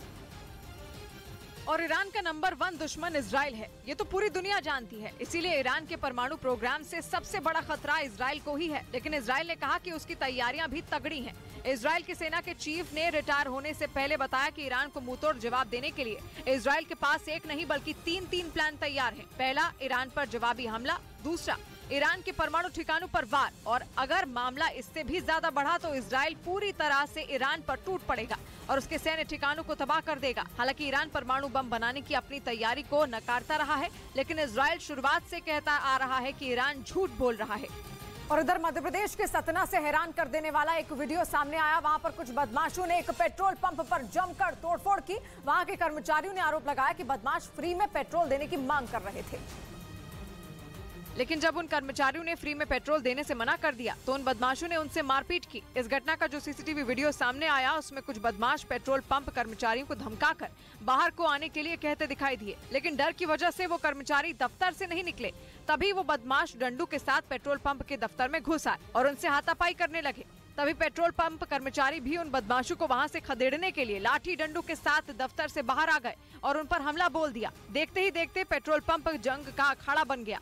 बदमाश यही नहीं रुके, उन्होंने वहां जमकर तोड़फोड़ की और वहां से फरार हो गए। घटना की जानकारी मिलने के बाद पुलिस ने केस दर्ज कर लिया और मामले की जांच में जुट गई। और उधर पाकिस्तान में पेशावर हाईकोर्ट के वकील और नेशनल डेमोक्रेटिक मूवमेंट पार्टी के नेता अब्दुल लतीफ अफरीदी की गोली मारकर हत्या कर दी गई। हालांकि पुलिस ने हमलावर को पकड़ लिया, लेकिन हत्या की वजह साफ नहीं हो पाई। बताया गया कि आरोपी ने कोर्ट के अंदर घुसकर उन्हें 6 गोलियां मारी। 79 साल के अब्दुल लतीफ अफरीदी पाकिस्तानी सरकार और सेना के आलोचक थे। इस बीच न्यूज 18 को मिले एक्सक्लूसिव दस्तावेज में यह अलर्ट जारी किया गया कि गणतंत्र दिवस पर दिल्ली समेत कई शहरों पर आतंकी हमले हो सकते हैं। दस्तावेज के मुताबिक इसके लिए पाकिस्तान की खुफिया एजेंसी ISI ने दाऊद इब्राहिम के गुर्गों की मदद ली है। और एक्सक्लूसिव दस्तावेज में इस बात की चेतावनी दी गई कि ISI के इशारे पर दिल्ली समेत कई शहरों में IED ब्लास्ट हो सकते हैं। इसके साथ ही ISIS और अलकायदा के आतंकियों की भी भारत पर नजर है और इनके आतंकी भी 26 जनवरी पर देश को दहला सकते हैं। एक्सक्लूसिव दस्तावेज के मुताबिक अलकायदा की साइबर यूनिट को एक और खतरनाक जिम्मेदारी सौंपी गई है। दस्तावेजों के मुताबिक अलकायदा की साइबर यूनिट को होने वाले G20 समिट में साइबर अटैक करने का आदेश दिया गया था। न्यूज 18 को मिले एक्सक्लूसिव दस्तावेज के मुताबिक अगर 26 जनवरी पर अलकायदा का आतंकी प्लान फेल हुआ तो वो G20 बैठक के दौरान दिल्ली में आतंकी हमला करवा सकता है। इतना ही नहीं, अलर्ट है कि ISI हमले करवाने के लिए भारत में अवैध तरीके से रह रहे रोहिंग्या और बांग्लादेश के 2 संगठनों का भी इस्तेमाल कर सकता है। और उधर दिल्ली में 2 संदिग्ध आतंकियों की गिरफ्तारी के बाद अयोध्या में सुरक्षा बढ़ा दी गई है। वहां पर प्रमुख मंदिरों और रामलला की तरफ जाने वाले रास्तों पर पुलिस काफी ज्यादा अलर्ट दिखी। ताकि किसी भी सूरत में सुरक्षा में कोई चूक ना हो। अयोध्या की सड़कों पर चप्पे चप्पे पर पुलिस के जवान वहां से गुजरने वाली गाड़ियों की चेकिंग करते दिखे। जो संवेदनशील चौराहे हैं वहाँ पर चेकिंग व्यवस्था की जा रही है। पुलिस के जवानों ने अयोध्या में घुसने वाले लोगों के पहचान पत्र भी चेक किए। यही नहीं, प्रमुख मंदिरों की तरफ जाने वाली सड़कों पर भी काफी सख्ती से चेकिंग की गई। और इधर दिल्ली पुलिस ने विराट कोहली, रोहित शर्मा और महेंद्र सिंह धोनी की बेटियों को ट्रोल किए जाने के मामले में एफआईआर दर्ज कर ली। इस मामले में दिल्ली महिला आयोग की अध्यक्ष स्वाति मालीवाल ने दिल्ली पुलिस को नोटिस जारी किया था, जिस पर एक्शन लेते हुए दिल्ली पुलिस ने सोशल मीडिया पर गलत टिप्पणियां करने वालों के खिलाफ एफआईआर दर्ज कर ली। असल में सोशल मीडिया पर कुछ लोगों ने विराट कोहली, रोहित शर्मा और महेंद्र सिंह धोनी की बेटियों को ट्रोल करते हुए गलत टिप्पणियां की थी। इस मामले में ये कार्रवाई की गई। उधर बिहार के बक्सर में केंद्रीय राज्य मंत्री अश्विनी चौबे के काफिले में शामिल एक गाड़ी हादसे का शिकार हो गई, जिसमें उस गाड़ी में सवार 5 पुलिसकर्मी घायल हो गए, जिससे वहां अफरा तफरी मच गई। हादसे के बाद पलटी गाड़ी से पुलिस के जवानों को निकाला गया। केंद्रीय राज्य मंत्री अश्विनी चौबे भी अपनी गाड़ी से उतरकर मदद करने पहुंचे। उन्होंने घायलों को अस्पताल पहुंचाया और बाद में उन्होंने ट्वीट कर इस घटना की जानकारी दी। हादसा केंद्रीय राज्य मंत्री अश्विनी चौबे के बक्सर से पटना लौटते वक्त हुआ। और इस बीच उत्तर प्रदेश के संभल में बीएसपी अध्यक्ष मायावती के जन्मदिन पर आयोजन एक कार्यक्रम में केक के लिए भगदड़ मच गई, जिसका वीडियो सोशल मीडिया पर वायरल हो गया, जिसमें कई लोग केक लेने के लिए एक दूसरे पर ही गिरते दिखाई दिए। जिसके हाथ में जितना केक आया वो उसे लेकर वहां से फरार होता नजर आया। देखते ही देखते वहां केक के लिए लूट मच गई, जिसके बाद हालात ऐसे हो गए कि लोग एक दूसरे पर ही चढ़ गए। गनीमत ये रही कि इस दौरान किसी को चोट नहीं आई। मैं उम्मीद थी कि 1000 आदमी आएंगे, आ गए यहाँ पे 7000 आदमी, 8000। केक की लूट के दौरान वहां पर लगी डॉक्टर भीमराव अंबेडकर और कांशी राम की तस्वीर भी गिरते गिरते बची। असल में बीएसपी अध्यक्ष मायावती के जन्मदिन पर कार्यकर्ताओं ने बर्थडे पार्टी का आयोजन किया, लेकिन जब केक खाने की बारी आई तो वो खुद को रोक नहीं सके और वो एक दूसरे के ऊपर ही चढ़ गए। इधर उत्तराखंड के देहरादून में भर्ती परीक्षा के मामले में 20 दरोगा को सस्पेंड कर दिया गया। ये कार्रवाई 2015 में हुई सीधी दरोगा भर्ती में धांधली को लेकर हुई, जिसमें 20 दरोगा को सस्पेंड कर दिया गया। बताया गया कि इस मामले की जब तक जांच पूरी नहीं हो जाएगी ये सभी सस्पेंड रहेंगे। दरोगा सीधी भर्ती परीक्षा पंतनगर विश्वविद्यालय ने कराई थी। आरोप है कि दरोगा के साथ साथ विश्वविद्यालय के कुछ कर्मचारी भी इसमें शामिल हैं।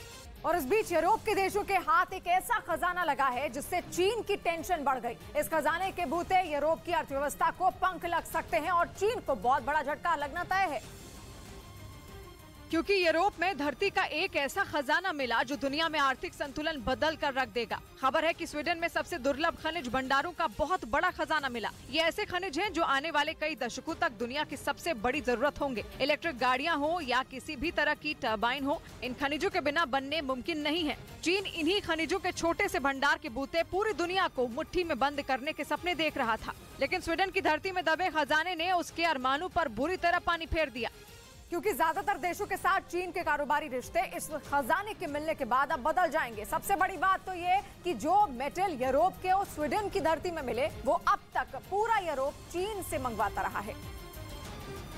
और यूरोप में कार बनाने वाली कंपनियों का बहुत बड़ा उद्योग है। यहाँ तक कि इलेक्ट्रॉनिक्स में भी यूरोप का दबदबा है। इन उद्योगों की 98% निर्भरता खास मेटल के लिए अब तक चीन पर रही थी, जिसका सीधा मतलब है कि ये इन उद्योगों की वजह से चीन भारी भरकम कमाई कर रहा था, लेकिन उसकी इस कमाई पर पूरी तरह ब्रेक लगाना तय हो गया। परेशानी ये है कि स्वीडन को इन खनिजों का उत्पादन करने में अभी लंबा वक्त लगेगा, क्योंकि स्वीडन के पास इस तरह के खनन की मंजूरी अभी नहीं है। इसीलिए स्वीडन को ये खनन शुरू करने में कुछ साल लग सकते हैं। लेकिन जैसे ही ये खनन शुरू होगा तो चीन का दबदबा केवल यूरोप में ही नहीं बल्कि पूरी दुनिया में कम हो जाएगा। अब तक चीन इन दुर्लभ मेटल के दम पर कई देशों को मजबूर करता रहा है और कई छोटे देश चीन के साथ मजबूरी में कारोबार करते रहे हैं, लेकिन यूरोप के हाथ इतना बड़ा खजाना लगते ही ताकत के समीकरण बदल जाएंगे। पता चला है कि दुर्लभ खनिजों का ये भंडार करीब 10 लाख टन से भी ज्यादा है। जहां से खजाना मिला वो जगह स्टॉकहोम से उत्तर में करीब 1000 किलोमीटर की दूरी पर है। इनमें ऐसे कई दुर्लभ मेटल हैं जिनका इस्तेमाल चुंबक और ऑप्टिक लेंस बनाने में होता है। इसके अलावा पॉलिशिंग में इस्तेमाल होने वाले मेटल हो या आयरन ओर हो, इस खजाने के बिना किसी car, computer, AC, smart watch, smartphone या इलेक्ट्रॉनिक्स के किसी भी सामान का बनना मुमकिन नहीं है। माना जा रहा है कि जैसे ही स्वीडन में इस खजाने का खनन शुरू होगा, चीन के अच्छे दिन भी गुजरे जमाने की बात हो जाएगी। और इधर महाराष्ट्र के अहमदनगर में 2 समुदाय के लोगों में विवाद हो गया, जिसमें दोनों ओर से पत्थरबाजी हुई और कई गाड़ियों में तोड़फोड़ भी की गई। जिसके पीछे पतंग उड़ाने पर शुरू हुए विवाद को बताया गया। मामूली बात पर शुरू हुआ झगड़ा हिंसक हो गया, जिसमें 2 युवक घायल हुए। पत्थरबाजी और तोड़फोड़ के सीसीटीवी वीडियो के आधार पर पुलिस ने कई लोगों को पूछताछ के लिए हिरासत में लिया। और उधर अफगानिस्तान में अचानक तापमान में आई भारी गिरावट जानलेवा साबित हुई। वहां पर ठंड से करीब 20 लोगों की मौत हो गई, जिसकी जानकारी अफगानिस्तान की मीडिया के हवाले से दी गई। बताया गया कि अफगानिस्तान के हेरात और खोस्त समेत कई प्रांत में कड़ाके की ठंड में 20 लोगों की जान चली गई। इसके अलावा कई लोग अस्पतालों में भर्ती हैं। और इधर सचिन पायलट ने राजस्थान में किसान रैलियां शुरू कर दी। ये रैलियां वो राजस्थान के पश्चिमी इलाके में कर रहे हैं, यानी राजस्थान के उस हिस्से से जहां से राज्य की 40% विधानसभा सीटें आती हैं। और पायलट का वहां किसान रैली करने का मकसद हाईकमान को अपनी ताकत दिखाना है। माना जा रहा है कि पायलट अपनी रैलियों में जुटी भीड़ से आला कमान को ये बताना चाहते हैं कि उनकी राजस्थान के हर हिस्से में चलती है, जबकि इससे पहले कहा जा रहा था कि वो पूर्वी राजस्थान में ज्यादा शक्तिशाली हैं। बड़ी बात यह है कि 23 जनवरी से बजट सत्र शुरू होने वाला है, जिससे पहले पायलट कांग्रेस नेतृत्व पर दबाव बनाना चाहते हैं, क्योंकि खबर आई थी कि पिछले ही हफ्ते उन्होंने राहुल गांधी तक संदेश भेज दिया था और कहा था कि अगर गहलोत बजट पेश कर देंगे तो फिर राजस्थान में नेतृत्व बदलने का कोई मतलब नहीं। जबकि गहलोत कुर्सी छोड़ने के मूड में नहीं है, यानी बीजेपी से लड़ने वाली कांग्रेस के राजस्थान के 2 नेताओं की लड़ाई खत्म ही नहीं हो रही और चुनाव कुछ महीने दूर है। और अगर राजस्थान कांग्रेस की कला नहीं थमी तो बीजेपी की सत्ता में लौटने की कोशिश कामयाब हो सकती है। और इस बीच इजराइल में सत्ता बदलते ही अमेरिका के लिए टेंशन बढ़ती दिखने लगी। इजराइल के प्रधानमंत्री बेंजामिन नेतन्याहू ने रूस के साथ दोस्ती बढ़ाने के संकेत दिए। और अगर ऐसा हो गया तो अमेरिका के लिए भी टेंशन बढ़ेगी और यूक्रेन के लिए भी। नेतन्याहू के आने से पहले तक इजराइल की विदेश नीति इससे काफी अलग थी। इजराइल अब तक यूक्रेन के साथ हर हाल में खड़ा दिख रहा था। इजराइल ने लगातार यूक्रेन पर हमला करने के लिए रूस पर हमले किए, लेकिन नेतन्याहू ने आते ही इस बात के संकेत दिए कि वो रूस के साथ रिश्तों को नए सिरे से गढ़ेंगे। मतलब ये कि वो बहुत कुछ उसी रास्ते पर चलेंगे जिस रास्ते पर भारत चल रहा है। जैसे भारत ने यूक्रेन की जंग से अपने आप को पूरी तरह अलग रखा है, बहुत कुछ वैसा ही कदम इजराइल भी उठा सकता है। यानी नेतन्याहू की कोशिश ये होगी कि इजराइल के रिश्ते रूस के साथ कुछ बेहतर हो सकें, जिसका फायदा इजराइल को कारोबार के नजरिए से तो होगा ही, सबसे बड़ा फायदा उसे सीरिया में होगा, क्योंकि सीरिया में इजराइल को रूस की सेना का साथ मिल सकेगा, जिसकी उसे सख्त जरूरत है। हालांकि इसका सबसे बड़ा असर ईरान के साथ रिश्तों पर पड़ेगा, क्योंकि अब तक ईरान और इजराइल की लड़ाई का फायदा अमेरिका उठाता रहा है।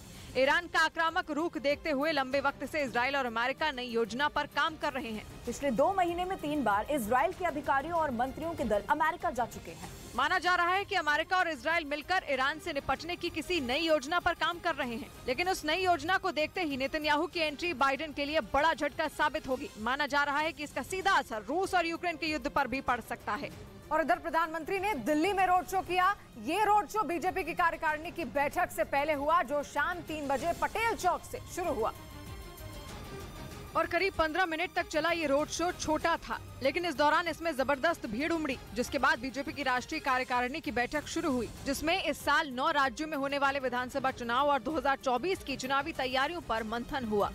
और इस बीच अमेरिकी राष्ट्रपति जो बाइडेन के घर से कुछ और सीक्रेट दस्तावेज मिले हैं। ये दस्तावेज बाइडेन की लाइब्रेरी से मिले। व्हाइट हाउस ने पहले बताया था कि वहां से केवल 1 पन्ना बरामद हुआ था, लेकिन अब व्हाइट हाउस ने बताया कि बाइडेन के घर की लाइब्रेरी से गोपनीय दस्तावेजों के 6 पन्ने मिले हैं, जबकि पिछले साल दिसंबर में बाइडेन के गैराज से और नवंबर में उनके पुराने दफ्तर, जिसका नाम पेन बाइडेन सेंटर है, वहां से सीक्रेट दस्तावेज मिले थे, जो बाइडेन के उपराष्ट्रपति कार्यकाल के दौरान के थे। लेकिन जांच आगे बढ़ते ही सीक्रेट कागजों की संख्या भी बढ़ गई और नए नए सवाल खड़े होने लगे, क्योंकि डोनाल्ड ट्रंप पहले दिन की कार्रवाई के बाद से एफबीआई से के सवाल पूछ रहे हैं। उन्होंने आरोप लगाया कि एफबीआई ने दबाव में आकर बाइडेन के घर और दफ्तर पर रेड नहीं डाली और सरकार की ओर से नियुक्त वकील ही मामले की जांच कर रहे हैं। जबकि सितंबर 2022 में फ्लोरिडा में ट्रंप के घर पर एफबीआई ने छापा मारा था।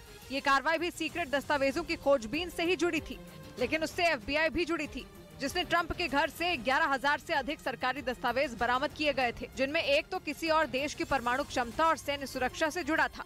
इसके अलावा कई दस्तावेज विदेश में हुए टॉप सीक्रेट ऑपरेशन से जुड़े होने की खबर आई। यानी अमेरिका में सरकारी दस्तावेजों के पीछे बड़े बड़े नेताओं के राज हैं, जिनसे पर्दा उठ रहा है। पहले ट्रंप के घर से सीक्रेट कागज मिले और अब बाइडेन के, यानी ये मामला मामूली तो बिल्कुल नहीं है।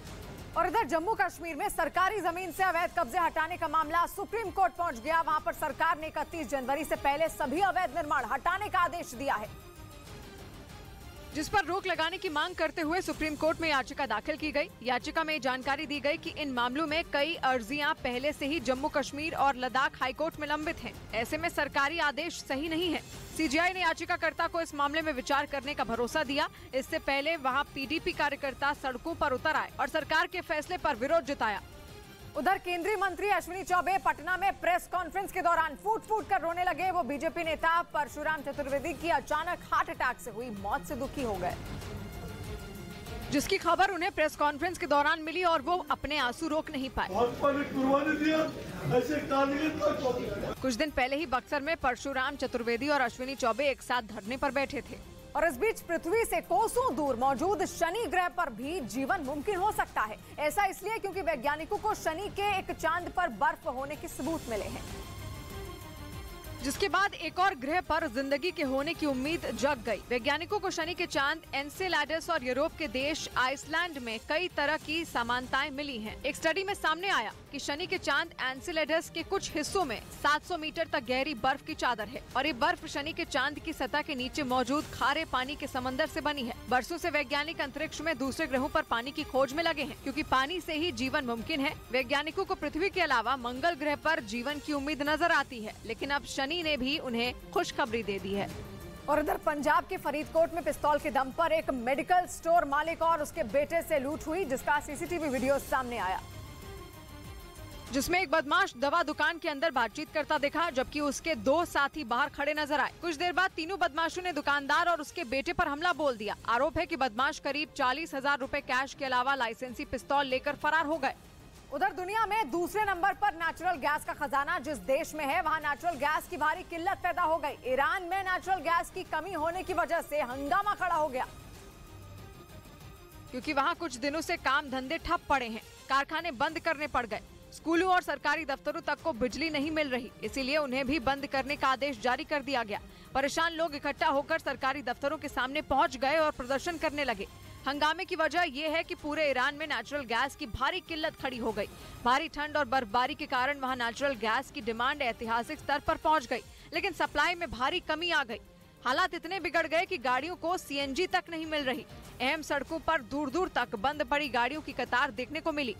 लोगों को ईरान में नेचुरल गैस के इतने बड़े संकट का सामना पहले कभी नहीं करना पड़ा। ईरान वो देश है जिसके पास नेचुरल गैस का दूसरे नंबर पर सबसे बड़ा भंडार है। और इधर उत्तर प्रदेश के प्रतापगढ़ में मरीज की मौत के बाद गुस्साए परिवार वालों ने जमकर हंगामा किया, जिसका सीसीटीवी वीडियो सामने आया, जिसमें मरीज की मौत के बाद गुस्साए परिवार वाले हंगामा करते दिखे। अस्पताल के कर्मचारी ने समझाने की कोशिश की तो उसके साथ भी मारपीट की गई। वीडियो में महिलाएं भी मारपीट करती दिखी। काफी गंभीर हालत में था, जिनको प्राथमिक उपचार यहाँ किया गया। आरोप है कि दिलीप सरोज नाम के मरीज की मौत गलत इंजेक्शन देने से हुई। वहीं पुलिस ने इस मामले में कार्रवाई करते हुए एक आदमी को हिरासत में ले लिया। और उधर रूस में फंसी भारत की सबमरीन आईएनएस सिंधु रत्न को भारत लाने का काम शुरू हो गया है। लंबे वक्त से ये पनडुब्बी रूस में है, जिसे वहां मरम्मत के लिए भेजा गया था, लेकिन रूस और यूक्रेन में जंग छिड़ने के बाद ये मरम्मत का काम ऐसा फंसा कि सबमरीन को भारत लाना ही मुश्किल हो गया। कई महीने तो हालात बेहतर होने की उम्मीद में ही कट गए, लेकिन अब इसे वापस लाने के प्लान पर काम शुरू हो गया। खबर है कि रूस से आईएनएस सिंधु रक्षक को नॉर्वेजियन सागर के रास्ते लाया जाएगा। नॉर्वे तक पहुंचने के बाद इसे सी लिफ्ट कर भारत लाने की योजना है। आईएनएस सिंधु रक्षक भारतीय नौसेना के लिए एक बड़ी ताकत है।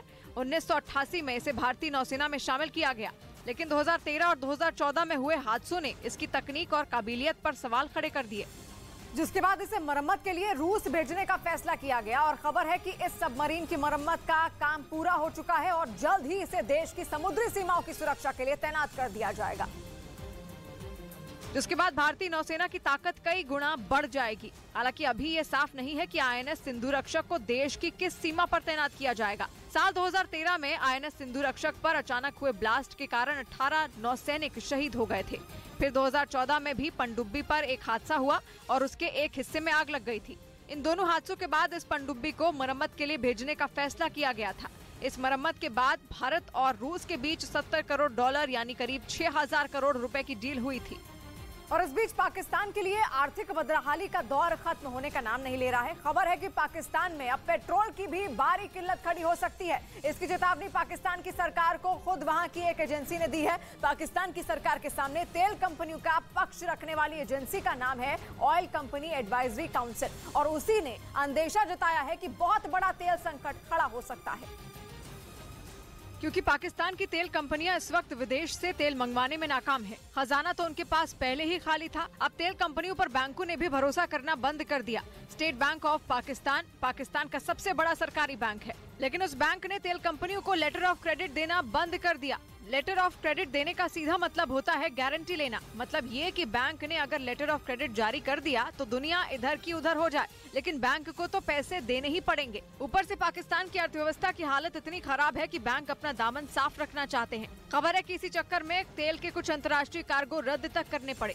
और इसका सीधा मतलब ये कि पाकिस्तान में पेट्रोल और डीजल का पहुंचना बंद हो गया है। अगर बैंकों ने लेटर ऑफ क्रेडिट जारी नहीं किए तो पाकिस्तान में सारी गाड़ियों के पहिए थम जाएंगे और हाहाकार मच जाएगा। मतलब ये कि पूरे पाकिस्तान में पेट्रोल और डीजल मिलना बंद हो जाएगा। ऑयल कंपनी एडवाइजरी काउंसिल ने इसीलिए वहां की सरकार को चिट्ठी लिखी है और इस खतरे से आगाह करवाया है। ऐसा तब हुआ जब पहले से पाकिस्तान में महंगाई ऐतिहासिक ऊंचे स्तर पर है। एक साल में वहां महंगाई 50% तक बढ़ गई। आटे की किल्लत के लिए वहां गोलियां चलने की नौबत है। दूध की कीमत 150 रुपए लीटर तक जा चुकी है और सरसों का तेल 550 रुपए तक बिक रहा है। मतलब ये कि पाकिस्तान में मचा हाहाकार अभी लोगों को और परेशान करेगा। माना जा रहा है कि तेल खत्म होने से पहले वहां पेट्रोल डीजल की कीमतों में आग लगने वाली है। और इधर उत्तर प्रदेश के मेरठ कॉलेज में छात्र के 2 गुट आपस में भिड़ गए। बताया गया कि कॉलेज में दबदबे को लेकर छात्र के 2 गुटों में जमकर गोलियां चली, जिसमें कई छात्र घायल हो गए। घटना की जानकारी मिलने के बाद पुलिस ने उन लोगों को अस्पताल में भर्ती कराया। आसपास के थानों का फोर्स यहाँ मौके भेजा गया है। बाकी चीजों की जांच पड़ताल की जा रही है। वहीं इस मामले में केस दर्ज कर पुलिस इसकी जांच में जुट गई।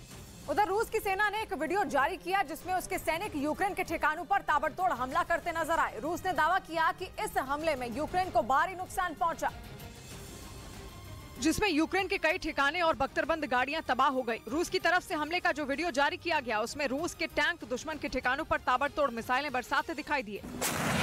रूस की तरफ से दावा किया गया कि इस हमले में यूक्रेन के 5 सैनिकों की मौत भी हो गई। यही नहीं, इस हमले में दुश्मन की हथियारों से लैस कई बख्तरबंद गाड़ियां और टैंकों को तबाह करने का भी दावा किया गया। और इधर चंडीगढ़ से दिल दहला देने वाला एक वीडियो सामने आया। वहां पर एक तेज रफ्तार कार ने एक लड़की को कुचल दिया। ये घटना उस वक्त हुई जब वो कुत्तों को खाना दे रही थी। तभी उस तेज रफ्तार कार ने उस लड़की को जोरदार टक्कर मार दी। इस घटना का जो सीसीटीवी वीडियो सामने आया उसमें सड़क से कई गाड़ियां गुजरती नजर आई। इसी दौरान एक लड़की सड़क किनारे मौजूद कुत्तों को खाना देती हुई दिखाई दी। तभी सामने से आ रही तेज रफ्तार कार ने उसे जोरदार टक्कर मार दी। कार की रफ्तार इतनी तेज थी कि टक्कर लगने के बाद वो लड़की सड़क किनारे खड़ी एक दूसरी कार से जा टकराई। इस हादसे में वो बुरी तरह घायल हो गई, जिसे अस्पताल में भर्ती कराया गया। घटना की जानकारी मिलने के बाद पुलिस ने केस दर्ज कर लिया और आरोपी कार सवार की तलाश में जुट गई। और उधर राजस्थान के दौसा में पुरानी रंजिश में हुई गोलीबारी में एक ही परिवार के 2 लोगों की मौत हो गई, जबकि 3 घायल हो गए, जिन्हें पुलिस ने अस्पताल में भर्ती कराया। गुस्साए लोगों ने दौसा के मंडावर में रास्ता जाम कर प्रदर्शन भी किया। इस दौरान पीड़ित परिवार रोता बिलखता नजर आया। इनकी आपस में पहले से रंजिश चल रही थी। बताया गया कि 2 परिवारों में रंजिश 3 महीने पहले सड़क हादसे में हुई मौत के बाद शुरू हुई, जिसे लेकर हत्या का मुकदमा भी दर्ज कराया गया था। हिफाजत में कोई पलता हुआ नासूर लगता है। हिफाजत में कोई पलता हुआ नासूर लगता है। सियासत से बहुत छोटा हर एक कानून लगता है। सौबात की एक बात कही आलोक ने, मजा आता है अक्सर यूं बुझाने में चिरागों को, हवा को क्या पता कितना जिगर का खून लगता है। तो मिलते हैं कल जब घड़ी इशारा करेगी 9 बजे रात का। वक्त होगा सौबात की एक बात का।